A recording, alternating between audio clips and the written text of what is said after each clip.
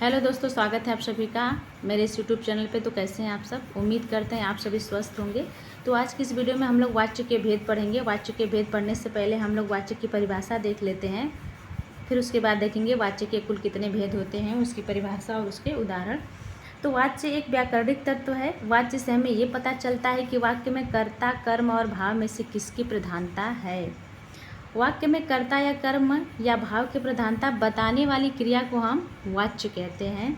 वाच्य क्रिया के उस रूपांतर को कहते हैं जिससे कर्ता, कर्म और भाव के अनुसार क्रिया के परिवर्तन ज्ञात होते हैं।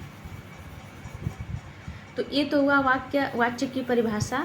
वाच्य से हमें ये पता चलता है कि वाक्य में प्रधानता किसकी, कर्ता की है कि कर्म की है कि भाव की है, क्रिया किससे प्रभावित हो रही है, किसके अनुसार क्रिया चेंज हो रही है, कर्ता के अनुसार क्रिया में परिवर्तन हो रहा है कि कर्म के अनुसार हो रहा है कि भाव के अनुसार हो रहा है। वाक्य में कर्ता या कर्म या भाव की प्रधानता बताने वाली क्रिया को ही हम वाच्य कहते हैं। तो वाच्य की परिभाषा तो ये हो गई। वाच्य के भेद हम लोग देख लेते हैं। वाच्य के कुल 3 भेद होते हैं। पहला भेद होता है कर्तृवाच्य, दूसरा होता है कर्मवाच्य और तीसरा होता है भाववाच्य।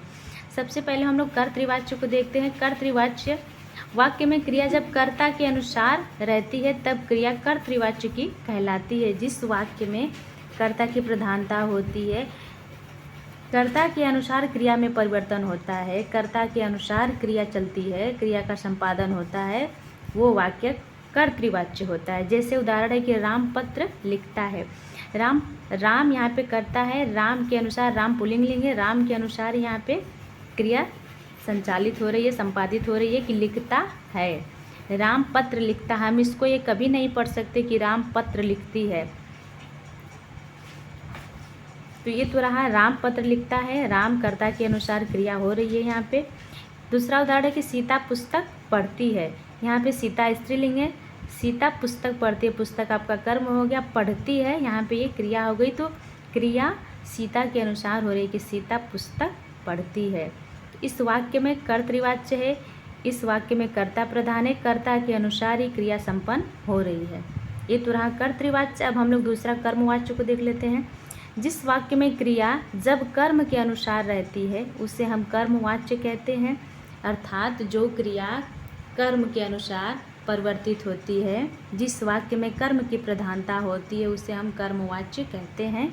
उदाहरण है कि पत्र लिखा जाता है। पत्र यहाँ पे कर्म है, पत्र के अनुसार यहाँ पे क्रिया हो रही है कि लिखा जाता है। ठीक वैसे ही पुस्तक पढ़ी जाती है, पुस्तक यहाँ पे कर्म है, पढ़ी जाती है यहाँ पे क्रिया है।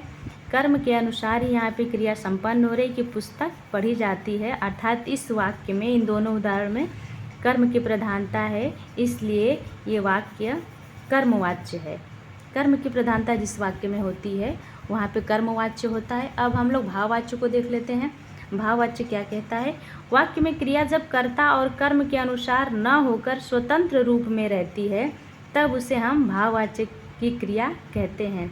जिस वाक्य में ना तो कर्ता प्रधान होता है ना ही कर्म प्रधान होता है, वहाँ पे भाववाच्य होता है। भाववाच्य में क्रिया, देखिए उदाहरण देखेंगे तो समझ में आ जाएगा। जैसे में लिखा है कि उससे बैठा नहीं जाता, राम से खाया नहीं जाता। इन दोनों उदाहरण से साफ साफ समझ में आ रहा है कि पहले उदाहरण में ना बैठने का भाव स्पष्ट हो रहा है और दूसरे उदाहरण में कि राम से खाया नहीं जा रहा है, ये भाव हम लोग को स्पष्ट हो रहा है। अर्थात ये जो क्रिया है कि खाया नहीं जाता, बैठा नहीं जाता, ये दोनों क्रियाओं में भाव की प्रधानता है। दोनों क्रियाएं भाव से ही संपन्न हो रही हैं, इसलिए इस वाक्य में भाव की प्रधानता है। कुछ नोट में महत्वपूर्ण नोट लिखा है, इसको हम लोग पढ़ लेते हैं। कर्तृवाच्य में सकर्मक और अकर्मक दोनों क्रियाएं होती हैं। कर्तृवाच्य में क्रियाएं जो होती हैं वो सकर्मक और अकर्मक दोनों होती हैं, जबकि कर्मवाच्य में क्रिया केवल सकर्मक होती है। कर्मवाच्य में कभी भी अकर्मक क्रिया नहीं होती है। कर्मवाच्य में कर्म की ही प्रधानता होती है, कर्म के अनुसार ही क्रिया संपन्न होती है, इसलिए कर्मवाच्य में क्रिया केवल सकर्मक होती है। क्रिया का लिंग, वचन और पुरुष कर्म के अनुसार ही होता है।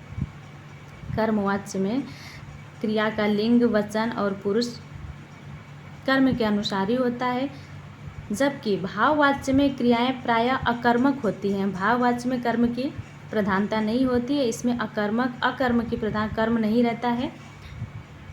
वही लिखा है कि भाववाच्य में क्रियाएं प्रायः अकर्मक होती हैं। इसकी क्रियाएं सदा एक वचन, अन्य पुरुष एवं पुल्लिंग में होती है। भाववाच्य में कर्म की प्रधानता नहीं होती है, जबकि कर्तृवाच्य में सकर्मक और अकर्मक क्रियाएं दोनों हो सकती हैं। दोनों कंडीशन आ सकता है, कर्म के साथ भी हो सकता है, कर्म के रहित भी हो सकता है, जबकि कर्मवाच्य में क्रियाएं हमेशा सकर्मक ही होती हैं।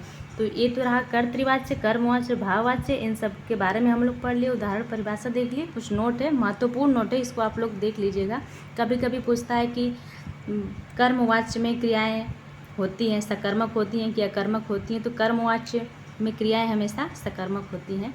तो ये तो रहा वाच्य के भेद, वाच्य की तीनों भेदों की परिभाषा, उदाहरण देख लिए। तो आज के इस वीडियो में हम लोग बस इतना ही पढ़ेंगे। वीडियो अगर अच्छी लगी हो तो प्लीज़ आप लोग इस चैनल को लाइक और सब्सक्राइब शेयर ज़रूर करिएगा। आप लोग का बहुत बहुत धन्यवाद।